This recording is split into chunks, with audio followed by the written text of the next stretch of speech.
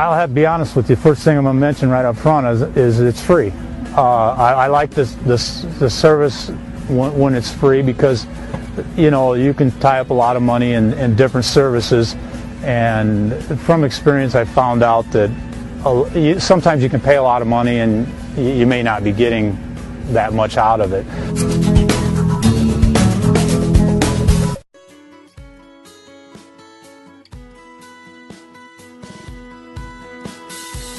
Good afternoon and welcome to GrainTV. It's October 10th, 2013. To my left is Logan Burgess and I'm Brock Shimbano. We had a narrowly mixed trade in Chicago today. Let's turn with a fire tip to see how we ended. Corn was down 5 1/4 cents, soybeans up 1/4 cent, wheat in Chicago down 5 cents, and Kansas City was off 3 1/2 cents as well.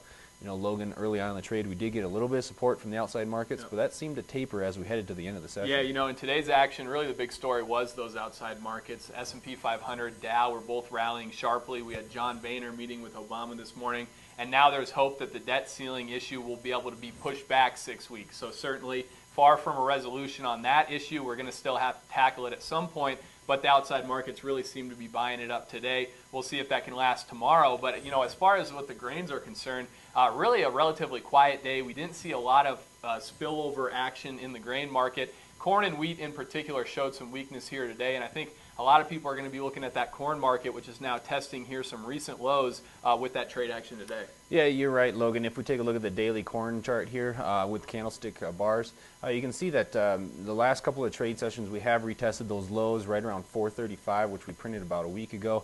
Today we got down as low as 437 1/4. So we're going to be looking for that to hold just a little bit of support here. It did hold today, but if we do break through it tomorrow, and I anticipate us retesting it tomorrow at the very least, we could see us move as low as about 420, I think, is the next area of support. So if we do break below it, I would have to see it on pretty good volume, on pretty good conviction. We have seen the volume be pretty lackluster in the markets in general, in the grain markets. Over the last week and a half, we've had very little fundamental news to go on by way of the USDA.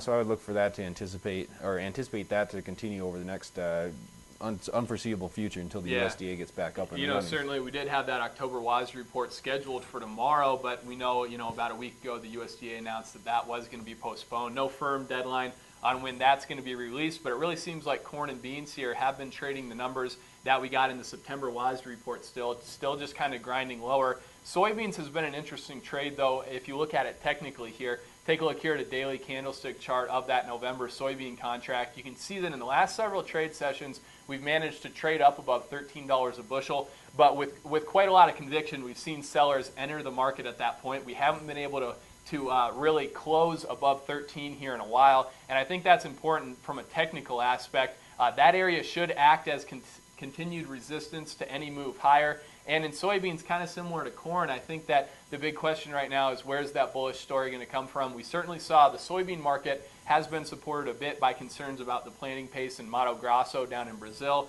They're getting some good rains, though, this week, and that seems to be resolving those concerns a little bit here in the last couple of trade sessions. Bottom line for soybeans, I guess, without another big bullish story here over the next couple weeks or so, wouldn't be surprising if 13 held kind of as an area of resistance. If the story changes, though, and we get a strong close above 13, then it does reopen to making a run toward 13.50. Similar story in the corn market. All the technicals are kind of pointing to lower prices, but the fundamentals are too. We really do have a lack of fundamentals, but the ones that we are getting from private analysts are pointing towards a larger corn crop in both domestic supplies and on the world market. So it looks like our production is going to be a little bit bigger. That's going to continue to put pressure. A stronger dollar index over the last few days continues to put pressure on the market as well as we head into the middle of harvest here. Yeah, absolutely. As we kind of do enter harvest here, one thing to note out there is that for soybeans in particular, we're seeing some good storage opportunities out till about January.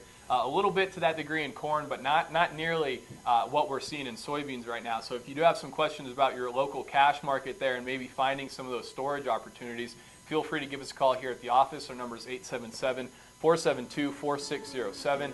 In general, though, that's what we saw here on a Thursday for the grain market. Certainly not a great trade for soybeans, relatively quiet for corn and wheat as well. We'll have to see what Friday brings. Thanks a lot for joining us. We'll see you tomorrow.